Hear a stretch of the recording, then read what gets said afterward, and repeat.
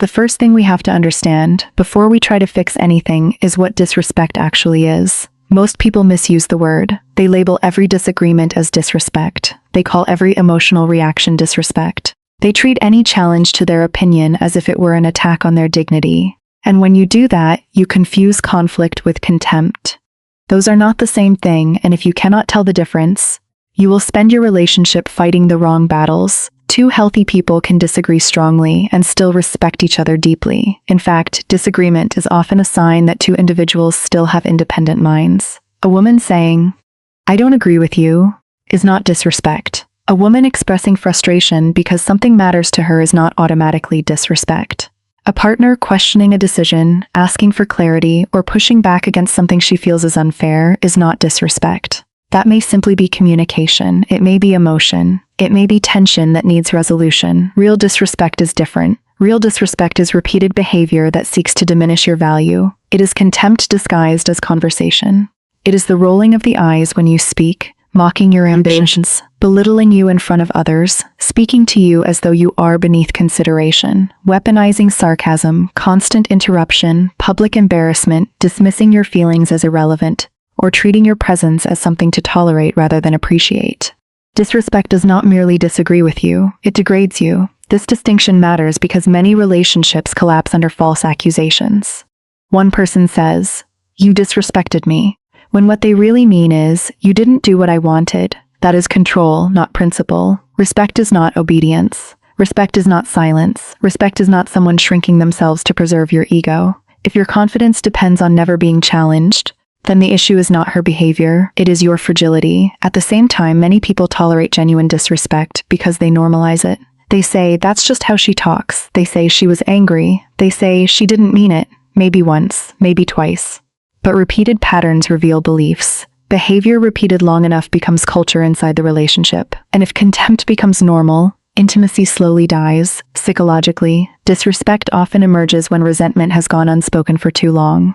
People who feel unheard can become sharp. People who feel powerless can become cruel. People who no longer admire their partner may begin expressing that loss of admiration through tone, sarcasm, and dismissiveness. This does not excuse the behavior, but it helps explain it. Mature people ask, what is this behavior saying beneath the behavior? Immature people only react to the surface. Philosophically, respect is recognition of another person's inherent worth. It means even in conflict, I acknowledge your humanity. I may be angry with you, but I do not seek to humiliate you. I may disagree with you, but I do not try to reduce you. I may be frustrated, but I still speak as though your dignity matters. That is the standard. Without it, love becomes unstable because affection without respect eventually turns transactional. So before accusing anyone of disrespect, pause and ask better questions. Was this an isolated emotional moment or a consistent pattern? Was she expressing pain or expressing contempt? Am I upset because I was dishonored or because I was challenged? Is there a real issue of tone and treatment, or am I demanding compliance? These questions require maturity. And maturity is rare because it asks us to be honest with ourselves first. And if you determine that true disrespect is present, then you can address the real problem with clarity instead of drama. But clarity starts with definition. You cannot solve what you misidentify. You cannot heal what you refuse to understand. And you cannot build respect on a foundation of confusion. The person who knows the difference between disagreement and disrespect gains power most people never develop. The power of discernment. And discernment changes everything.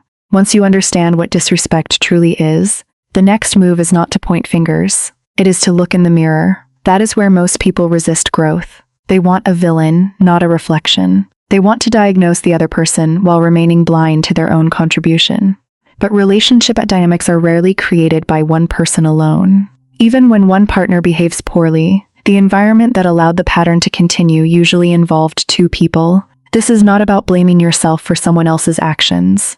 It is about recognizing your role in the system. Every relationship becomes a pattern of signals, responses, habits, and expectations. If disrespect has become common, then something in the dynamic has been feeding it. Sometimes that fuel comes from your silence. Sometimes from inconsistency, sometimes from emotional withdrawal, sometimes from promises made and not kept, sometimes from tolerating what should have been addressed months ago. Many men want respect, but they have become unreliable. They say one thing and do another. They talk about goals but never move. They They ask for loyalty while behaving carelessly. They demand calm while living chaotically. Understand this clearly. Respect is deeply connected to trust, and trust is built through consistency. When your words lose weight, your authority loses weight with them. Psychologically, people respond not only to who you say you are, but to the emotional experience of being around you. If you are reactive, defensive, unpredictable, passive, or absent, the relationship adapts to that energy. A woman who feels she cannot rely on your steadiness may become more controlling. A woman who feels unseen may become sharper in tone. A woman who senses weakness disguised as passivity may test boundaries. Again, this does not justify disrespectful behavior, but it explains how dysfunction escalates. There is also the issue of self-abandonment. Many people tolerate treatment they secretly resent because they fear conflict, loneliness, or rejection. They stay quiet to keep the peace, then become bitter when peace never comes. They avoid hard conversations, then complain about the results of conversations they never had. If you consistently betray your own standards, others eventually learn those standards are negotiable. Philosophically, accountability is power because it places change back in your hands. Blame feels satisfying in the short term, but it leaves you powerless. If the problem is only her, then your future depends entirely on her transformation. But if part of the problem is your passivity, inconsistency, unclear standards, or poor communication, then progress can begin immediately, because those things are within your control. Ask yourself difficult questions. Have I become complacent? Have I stopped leading myself? Have I communicated clearly or only complained emotionally? Have I created safety and honesty, or tension and confusion? Do I keep my word? Do I bring strength into the room, or do I bring instability? Have I been asking for respect while neglecting the behaviors that naturally invite it? These questions are uncomfortable because they dismantle ego, but ego is expensive. Ego would rather be right than effective. Ego would rather win an argument than transform a relationship. Mature people choose truth over comfort. There is something else to understand. Respect cannot be demanded from a place of weakness. It grows when your life reflects discipline, purpose, emotional control, and self-respect. When you handle pressure well, when you speak clearly, when you follow through, when you hold standards calmly, your presence changes. People respond differently to a person who respects himself. This is why the mirror matters. The mirror reveals whether you have been trying to fix external behavior while neglecting internal leadership. It reveals whether you have been waiting for someone else to mature while you remain stagnant. It reveals whether the relationship problem is partly a personal growth problem in disguise. Now, none of this means you must accept mistreatment. It means you become stronger before you become louder. You become clearer before you become harsher. You become accountable before you become accusatory. That shift alone changes the conversation, because when a person takes ownership of their part, they gain moral credibility. Their words carry more force, their boundaries carry more weight. Their standards stop sounding like complaints and start sounding like truth. So before you confront her, confront yourself. Before you ask for change, embody change. Before you demand respect, become undeniably respectable. The mirror is ruthless, but it is also where power begins. Once you have defined disrespect clearly and examined your own role honestly, the next step is where transformation becomes visible. Boundaries. Most people misunderstand boundaries. They think boundaries are threats, ultimatums, controlling rules, or emotional punishments. They think a boundary means forcing someone else to behave a certain way. That is not a boundary. That is an attempt at domination, and domination always creates resistance. A true boundary is not about controlling another person. It is about clearly defining what you will accept, how you expect to be treated, and what actions you will take if those standards are repeatedly violated. It is not an attack on the other person's freedom. It is the protection of your own dignity. This matters because many relationships become chaotic not from lack of love but from lack of clarity. When standards are vague, behavior becomes inconsistent. One day disrespect is tolerated. The next day, it causes an explosion. One week sarcasm is ignored, the next week it triggers rage. That unpredictability trains confusion. People do not know where the line is because the line keeps moving. Psychologically, unclear boundaries create anxiety in both people. Human beings function better when expectations are understandable. Even children test limits because they are searching for structure. Adults are no different. In relationships, when no standards are calmly established, people often keep pushing until they discover where the real edge exists. Sometimes what looks like disrespect is partially a response to the absence of clear limits. This is why calm confidence matters. If you shout your boundaries, they sound like insecurity. If you threaten constantly, they sound like manipulation. If you state them emotionally and abandon them later, they lose meaning. But when you speak with steadiness, without hostility, something changes. You communicate that your standards are not a mood. They are a principle. For example, instead of saying, "You better never talk to me like that again," you might say, "I'm willing to discuss anything, but I won't continue conversations that become insulting. If that happens, I'll step away until we can speak respectfully." Notice the difference. One approach escalates conflict. The other establishes order. Boundaries are strongest when they are specific, consistent, and enforceable. Specific means you identify behavior clearly. Not "be better, but I won't engage with insults, mockery, or yelling." Consistent means the standard does not change based on your mood. Enforceable means it depends on your actions, not their compliance. You cannot control whether someone insults you. You can control whether you remain in that interaction. Philosophically, boundaries are an expression of self-respect. They communicate that your time, energy, and emotional well-being have value.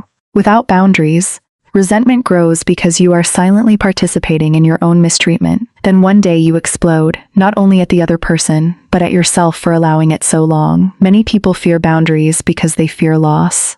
They think, if I speak up, I may lose her. But what they often fail to see is that by refusing boundaries, they are already losing themselves. Peace purchased through self-betrayal is temporary and expensive. There is another side to this. Boundaries must be mutual. If you expect respect, you must also give it. You cannot ask for calm while being volatile. You cannot demand honesty while being deceptive. You cannot insist on dignity while using humiliation as a weapon. Standards that apply only one way are not boundaries, they are hypocrisy. And understand this clearly. Some people only respect what they cannot manipulate. When they realize guilt no longer controls you, anger no longer intimidates you, and emotional chaos no longer pulls you into dysfunction, they are forced to meet you differently, or lose access to you entirely. That is why boundaries often create discomfort at first. Dysfunction resists structure. People accustomed to crossing lines rarely celebrate when lines become visible. But discomfort is not failure. It is often evidence that a healthier pattern is being formed. Do not confuse being nice with being good. Niceness often avoids truth to preserve approval. Goodness is willing to tell the truth, hold standards, and protect what matters.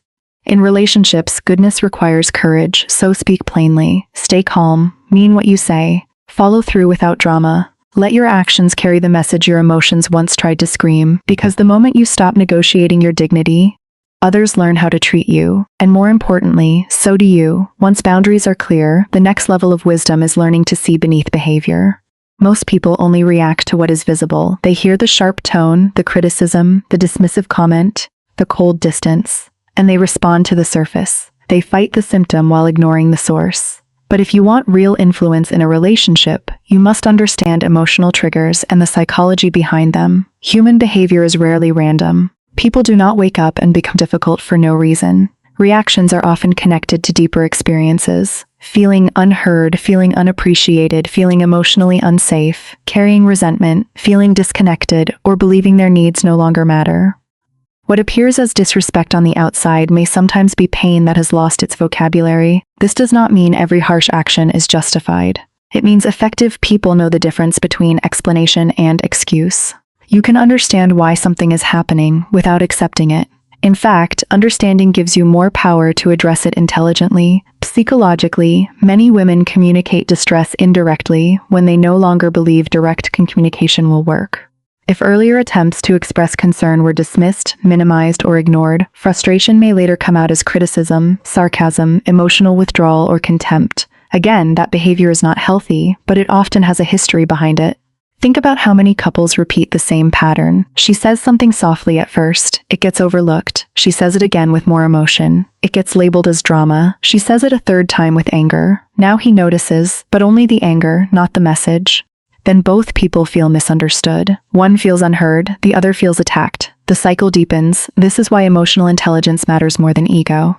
Ego asks, "How dare you talk to me like that?" Emotional intelligence asks, "What has been building beneath this moment?" Ego wants to win the exchange. Intelligence wants to solve the pattern. There is also the issue of safety, not physical safety alone, but emotional safety. When someone feels they will be judged, mocked, ignored, or punished for honesty, they often stop communicating cleanly. They become guarded. They become reactive. They test instead of trust. Insecure communication often grows in environments where vulnerability feels dangerous. Philosophically, every relationship operates on two levels, the event and the meaning. The event is the argument about being late, forgotten plans, tone, money, attention, priorities. The meaning beneath it is often deeper. Do I matter to you? Can I trust you? Am I valued? Are we a team? When people argue only about events, they stay trapped in repetition. When they address meaning, progress begins. This is why a wise response in tense moments is curiosity before counterattack. Instead of immediately defending yourself, ask, what are you really feeling right now? Ask, what has this situation meant to you? Ask, is this about today or has this been building for a while? Those questions can uncover in minutes what months of arguments never solved. Now, be careful here. Some people misuse psychology to excuse chronic disrespect. Not every rude behavior hides profound pain. Sometimes immaturity is simply immaturity. Sometimes entitlement is entitlement. Sometimes someone lacks discipline, gratitude, or relational skills. So the goal is not to overanalyze everything. The goal is discernment, to know when compassion is needed and when accountability is required. And remember this truth: people repeat behaviors that get results. If emotional chaos gains attention while calm honesty gets ignored, chaos becomes the strategy. If criticism becomes the only path to being heard, criticism increases. Relationships train behavior every day, often unconsciously. That means part of your role is to reward healthy communication when it appears. If she speaks vulnerably and directly, meet that with presence. If she expresses concerns respectfully, listen seriously. If honesty leads to connection, honesty becomes safer next time. Strength in a relationship is not measured by how quickly you dominate conflict. It is measured by how deeply you understand it. Anyone can react, few can interpret, anyone can argue, few can decode what pain, fear, or longing is speaking through the tension. When you learn to hear the emotion beneath the words, you stop being controlled by the words alone. You become calmer, wiser, and far more effective, because the person who understands triggers can interrupt cycles. The person who sees beneath behavior can change behavior. And the person who responds to the root instead of the symptom becomes a force for healing rather than another source of noise. Listen beyond the tone, and you may finally hear the truth that conflict was trying to reveal. Once you understand emotional triggers and the psychology beneath behavior, the next principle becomes essential. Reward respect. Don't chase conflict. This is where many relationships either heal or deteriorate. Too many people become experts at reacting to what is wrong, and amateurs at reinforcing what is right.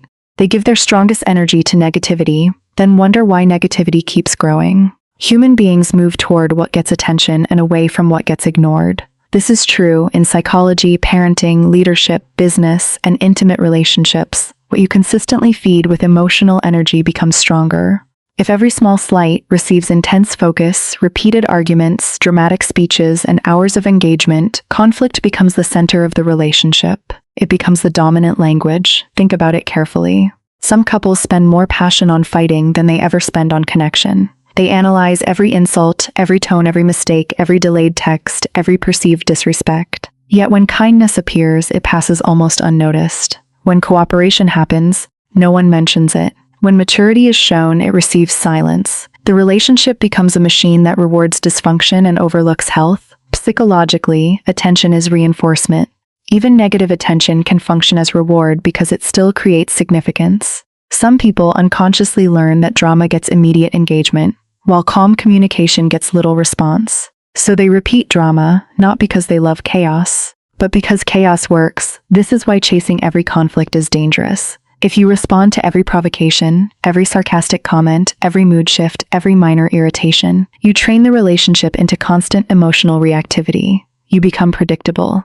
A small spark controls your state. Your peace becomes externally managed. Strength is not proving you can fight over everything. Strength is knowing what deserves your energy. There are moments that require direct confrontation. Absolutely. Real disrespect, betrayal, manipulation, or repeated violations of boundaries must be addressed. But many moments are not battles of principle. They are moments of frustration, stress, fatigue, insecurity, or poor timing. If you treat every imperfection like a crisis, you create exhaustion. Philosophically, what you focus on becomes your reality. If your mind is trained to scan constantly for offense, you will live in a world full of offense. If your mind is trained to recognize progress, effort, and positive patterns, you create space for growth. This does not mean denial. It means intelligent attention. So what does rewarding respect look like in practice? It means noticing when she communicates directly instead of indirectly. It means acknowledging when she handles tension maturely. It means appreciating cooperation, gratitude, patience, honesty, softness, and effort. It means responding warmly to the version of the person you want more of. Many people assume appreciation is weakness. It is not weakness. It is strategic wisdom. People flourish where they feel seen for their best qualities. A relationship starved of appreciation often becomes defensive and cold. Now, be careful not to confuse reward with appeasement. Rewarding respect does not mean tolerating bad behavior to keep temporary peace. It means separating the healthy from the unhealthy and responding accordingly. You do not praise disrespect, you do not negotiate with manipulation, but when genuine maturity appears, you reinforce it. This also applies to yourself. Reward your own discipline. Reward the moments you stay calm instead of reactive. Reward the times you choose clarity over ego, patience over impulse, standards over chaos. Your internal habits shape the external relationship more than you realize. There is another powerful truth here. People often become the identity they experience most around you. If someone constantly feels judged as difficult, they may become more difficult. If someone feels recognized for growth, they may grow faster. Expectations influence behavior. That means your role is not to be naive, but to become conscious of what atmosphere you are helping create. Are you building a courtroom where every mistake is prosecuted?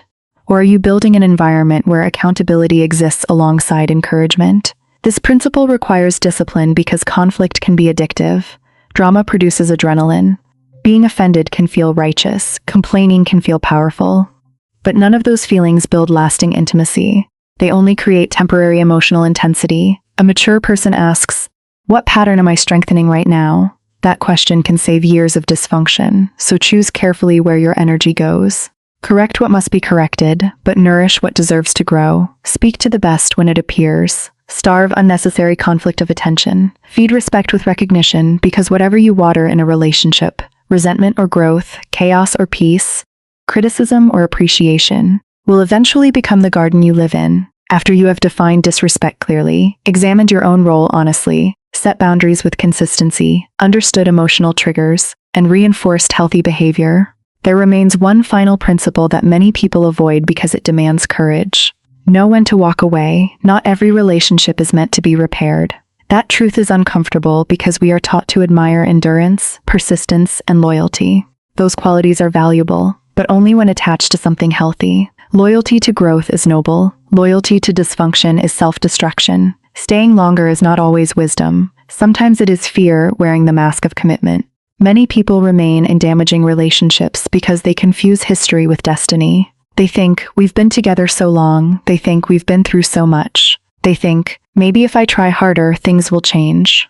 Time invested can make leaving feel like failure. But time already spent is not a reason to spend more unwisely. Past investment should not control future judgment. Psychologically, people often tolerate chronic disrespect because intermittent kindness keeps hope alive. One good weekend after months of tension, one apology after repeated cruelty, one affectionate moment after emotional neglect. This creates a cycle where the person is nourished just enough to remain attached, but not enough to truly thrive. In behavioral psychology, unpredictable rewards are powerful.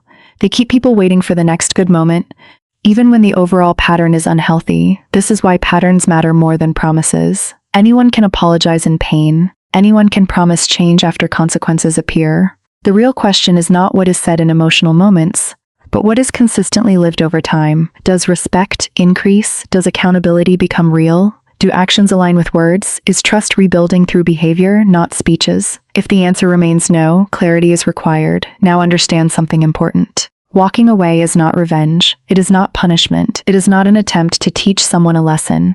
If that is your motive, you are still emotionally trapped. Walking away in its healthiest form is an act of alignment. It is the decision to stop participating in what repeatedly harms your peace, dignity, and future. Philosophically, every relationship asks a silent question. What are you willing to normalize? What you repeatedly tolerate becomes part of your identity. If you normalize contempt, manipulation, dishonesty, or emotional instability, you slowly train yourself to live beneath your standards. The deepest damage of a toxic relationship is often not what the other person did. It is what you became while enduring it.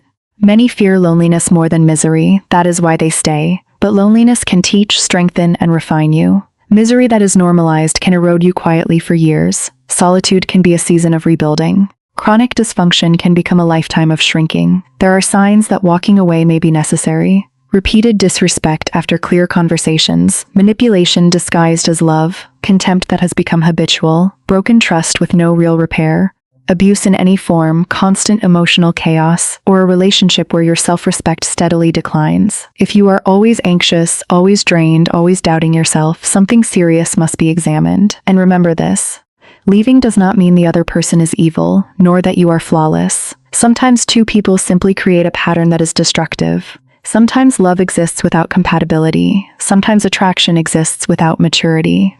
Sometimes care exists without capacity. Walking away can also be an act of compassion for both people. It ends the cycle of mutual damage. It creates space for growth that proximity was preventing. It stops the repetition that apologies never solved.